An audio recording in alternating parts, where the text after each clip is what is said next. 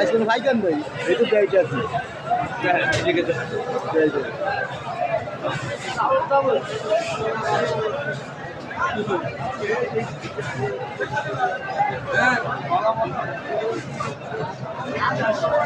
একজন ভাই কারণে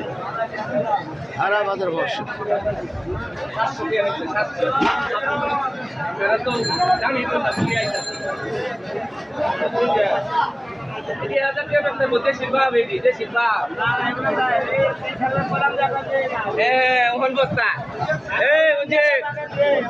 কমে আইতাছি মাছ দেখতে ওহন বস্তায় না কিনে বলছি